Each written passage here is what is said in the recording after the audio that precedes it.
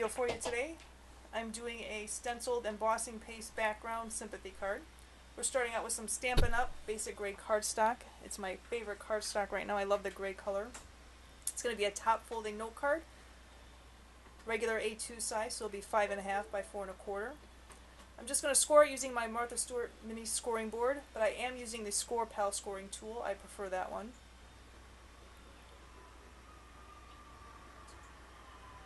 Sorry about the background noise. That is my darling husband playing his computer games. We share the same craft/office. So I'm just going to get that ready. I'm going to use some Post-it labeling tape to tape that to my work surface. I like the Post-it tape on the cardstock. It doesn't rip my cardstock. Sometimes when I use painter's tape that does. And it's also going to protect the back of my cardstock from the embossing paste. Just lining that up with the score line. I'm using the Simon Says Stamp Falling Stars stencil. And I just store my stencils right in their original packaging. I just cut the long side so I can pull it in and out. Just lining up the stencil on my cardstock. And you can see it's really easy to line up. You just don't want any stars hanging over the edge, so you don't get embossing paste on the edge that you have to try and clean up. It makes it a lot easier if you line it up the first time.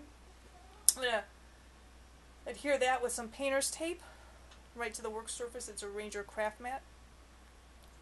I'm going to hold it down nice and tight so it doesn't come up and you don't get any embossing paste under the stencil. I'm actually using the Viva Modeling cream. It's in the pearl, which is like a mother of pearl color. It's a very subtle shine, very elegant looking. It applies just like regular embossing paste though. And you can use regular embossing paste here. You can always mix it with some glitter, or you can try some perfect pearl powder to give it a little bit of shine if you want, if you only have white embossing paste on hand. Whatever you want to use. I like to spread out into a nice thin layer on this kind of a card. I don't want it thick or bumpy.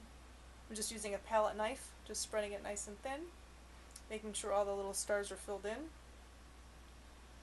And when you're done, you just scrape it up with a palette knife and put it right back in the jar. That'll last quite a long time. I probably had this jar for about 1.5 years, 2 years, and it's still just as creamy as when I first bought it.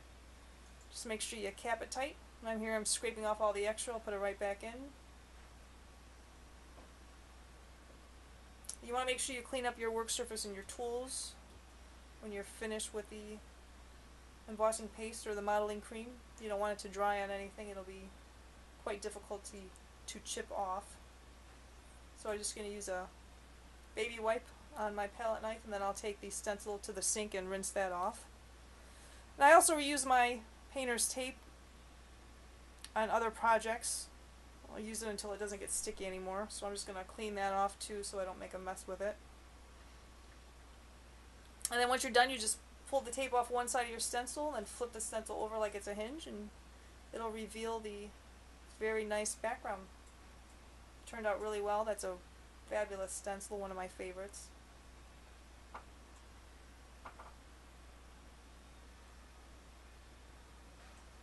So next we're going to work on the stamping part of the card. Going to get out my Big Shot and my dies. I'm going to use the Lawn Fawn dies, the stitched rectangles. Those are some of my favorite dies. I use them on almost every other card I make. I use the large and small size, and I keep them together in one package. I'm going to die cut some Nina Solar White, the heavy, which is I think the 110-pound cardstock.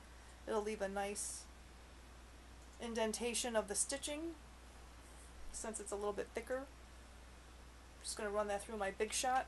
Any embossing, or excuse me, any die cutting machine will work here if you happen to have a Cuttlebug, whatever you want to use.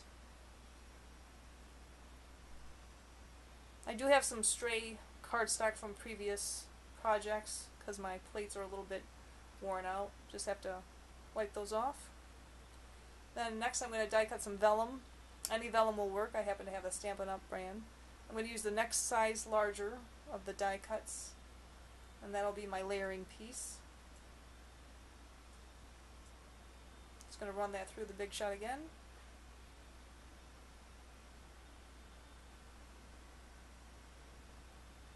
Lots of companies make the stitched dies. If you like the rectangles, you can get Simon Says Stamp, My Favorite Things. Any brand you want will work. I just happen to have the Lawn Fawn. Now we're going to work on the inside of the card and my sentiment for the outside. Using my Misty tool because I am going to be doing some heat embossing on with pigment ink, and I want to make sure I get a really good impression. Now I apologize, the particular stamp I'm using is unavailable. I can't find it. I bought it many years ago and I did not mark down which company I bought it from, but I will link to a similar stamp. It's got the same greeting on it, if you will. So if you like the sentiment, you can click the link and it'll take you right to that one. Just applying good pressure so I get a really good impression. Now the pigment ink is a sticky ink, so it'll take the embossing powder really well. I'm just going to use some detail clear embossing powder. Any clear embossing powder will work.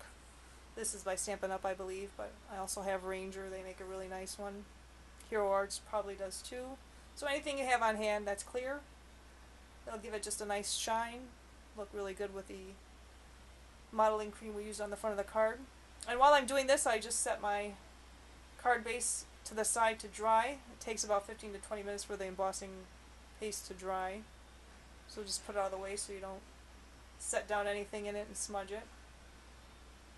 Using my Stampin' Up heating tool to heat and emboss the image. And you can tell when it's done, it's got that light gray, and now it's going to get a nice dark shiny gray.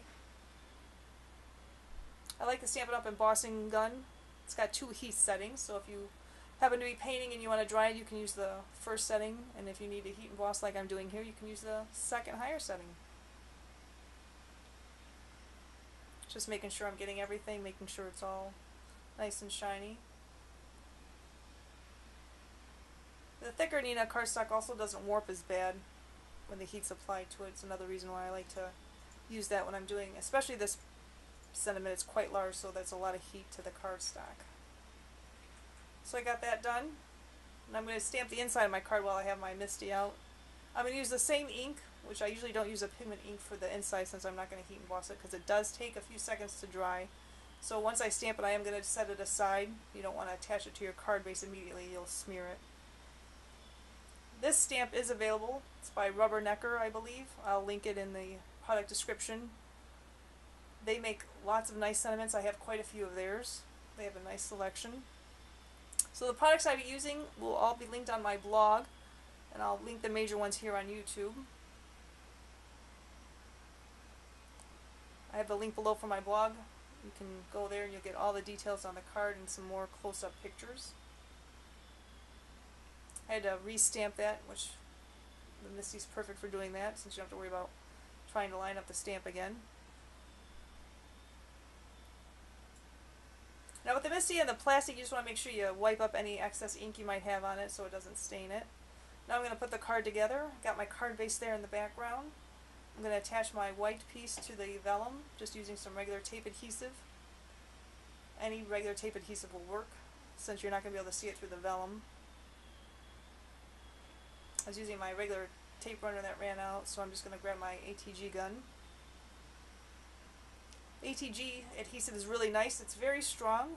If you put it down and pick it right back up, you can move it around, but once you stick it down for a few seconds, it's stuck there, and if you try to rip it up, it'll probably rip up your card base. Just lining everything up on my mat, get everything straight.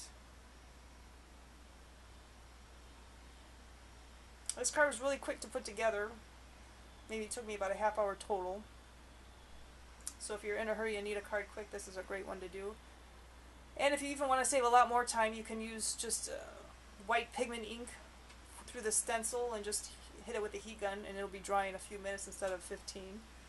Now here I have some fun foam, because I just want to add a little bit of dimension to that vellum piece, just cutting it to size.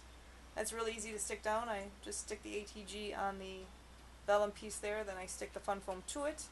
And then if you use your tape adhesive kind of slow on the fun foam, it should run just fine and stick really well to your card base.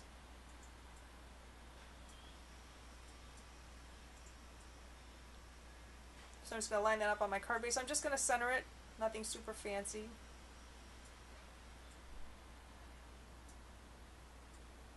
Making sure it's straight, and then I'm just going to stick it down. I'm going to add my inside piece.